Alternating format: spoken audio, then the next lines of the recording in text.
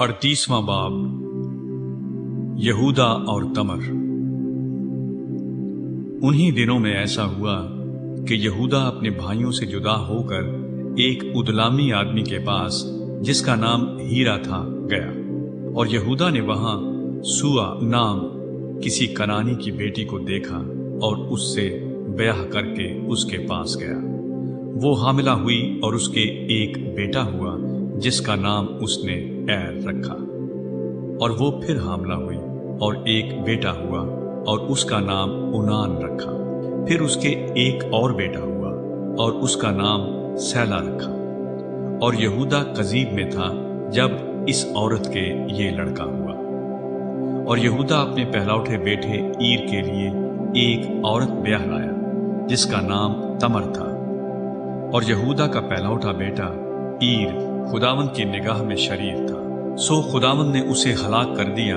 तब यहूदा ने उनान से कहा कि अपने भाई की बीवी के पास जा और देवर का हक अदा कर, ताकि तेरे भाई के नाम से नस्ल चले। और उनान जानता था कि ये नस्ल मेरी न कहलाएगी। सो यूं हुआ कि जब वो अपने भाई की बीवी के पास जाता तो नुतफे को जमीन पर गिरा देता था कि मुबादा उसके भाई के नाम से नस्ल चले। और उसका ये काम खुदावंद की नजर में बहुत बुरा था, इसलिए उसने उसे भी हलाक किया। तब यहूदा ने अपनी बहू तमर से कहा कि मेरे बेटे सैला के बालिग होने तक तू अपने बाप के घर बेवा बैठी रहे, क्योंकि उसने सोचा कि कहीं ये भी अपने भाइयों की तरह हलाक ना हो जाए। सो तमर अपने बाप के घर में जाकर रहने लगी। और एक अरसे के बाद ऐसा हुआ कि सुआ की बेटी, जो यहूदा की बीवी थी, मर गई। और जब यहूदा को उसका गम भूला तो वो अपने उदलामी दोस्त हीरा के साथ अपनी भेड़ों की पशम के कुतरने वालों के पास तिम्नत को गया। और तमर को ये खबर मिली कि तेरा खुसर अपनी भेड़ों की पशम कतरने के लिए तिम्नत को जा रहा है। तब उसने अपने रंडापे के कपड़ों को उतार फेंका और बुर्का ओढ़ा और अपने को ढांका और ऐनीम के फाटक के बराबर, जो तिम्नत की राह पर है, जा बैठी, क्योंकि उसने देखा कि सैला बालिग हो गया, मगर ये उससे ब्याही नहीं गई। यहूदा उसे देखकर समझा कि कोई कसबी है, क्योंकि उसने अपना मुंह ढांक रखा था।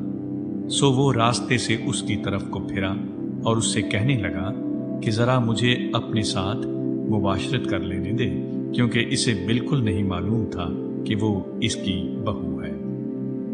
उसने कहा, तू मुझे क्या देगा ताकि मेरे साथ मुबाशरत करे?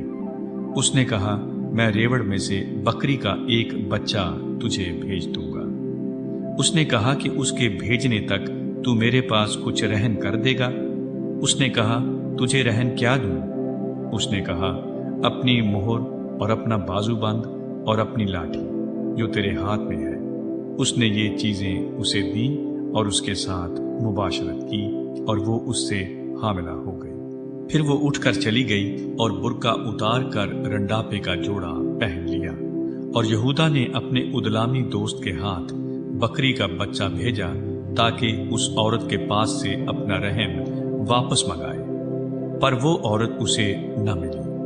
तब उसने उस जगह के लोगों से पूछा कि वो कसबी जो ऐनीम में रास्ते के बराबर बैठी थी कहाँ है?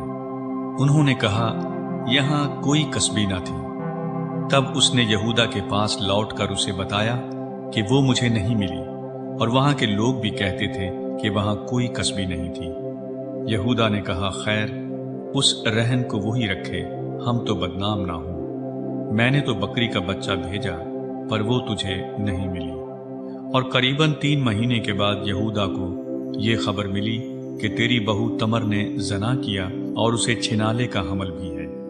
यहूदा ने कहा कि उसे बाहर निकाल लाओ कि वो जलाई जाए। जब उसे बाहर निकाला तो उसने अपने खुसर को कहला भेजा कि मेरे उसी शख्स का हमल है जिसकी ये चीजें हैं। सो तू पहचान तो सही कि ये मोहर और बाजूबंद और लाठी किसकी है?